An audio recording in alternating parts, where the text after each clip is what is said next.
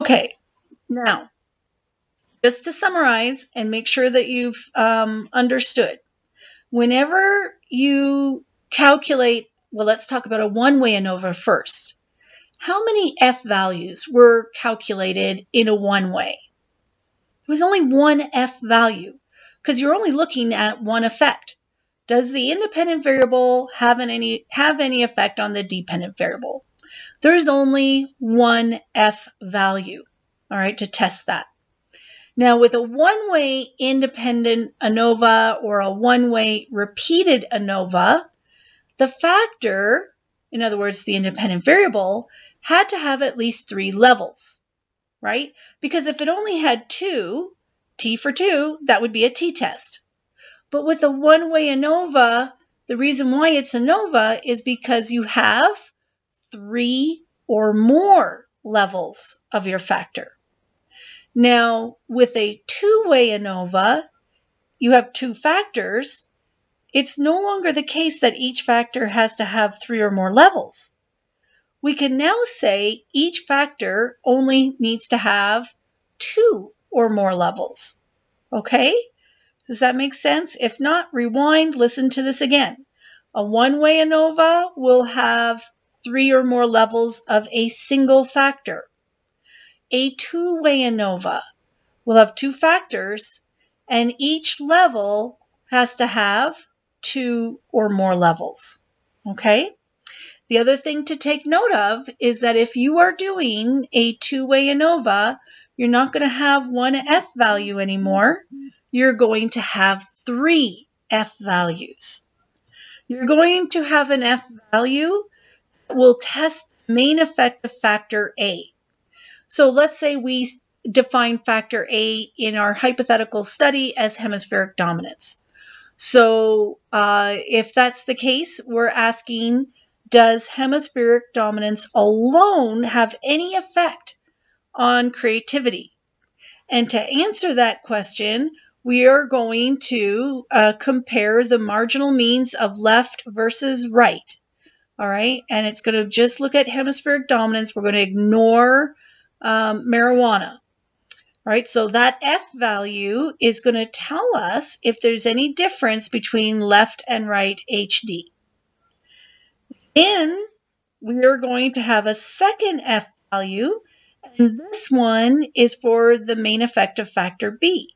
So this one in the example we've been working on would be marijuana, and this F value would make comparisons between the 0, 1, and 2 joint groups to see if there's any differences among those means. All right?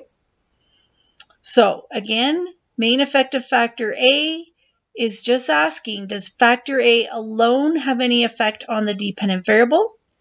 Main effective factor B is asking or trying to answer the question, does factor B alone, all by itself, have any effect on creativity? And then comes the interaction effect. Is there a combined effect of both A and B on creativity? So combined effect of hemispheric dominance and marijuana. This will be tested by our third F value. And it's not going to be looking at cell means anymore. It's going to be, it's not going to be looking at marginal means anymore. It's going to be looking at cell means. Main effects look at marginal means. Interaction effects look at cell means. All right, and we are going to spend a little bit of time now looking more closely at what a interaction effect looks like and what it means. But I do want to point out that, remember, when you have a single factor ANOVA, you cannot test an interaction effect. You clearly need to have at least 2 factors to see if they interact. All right. And so the benefits of a factorial ANOVA is that not only do you get to see whether there's an effect of each factor separately, but you also get to look at combined effects, interaction effects. and that makes factorial ANOVAs very, very attractive.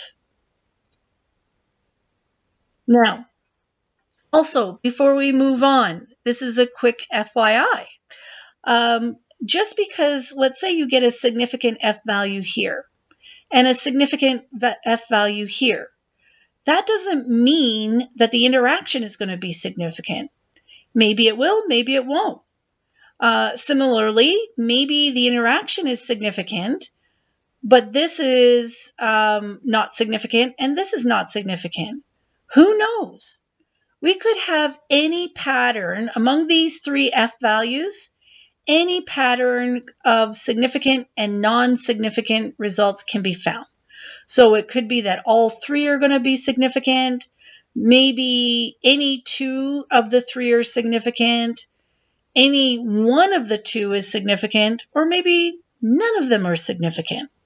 These F values are independent of each other. So knowing if one is significant tells you nothing about whether the other one will be significant. All right?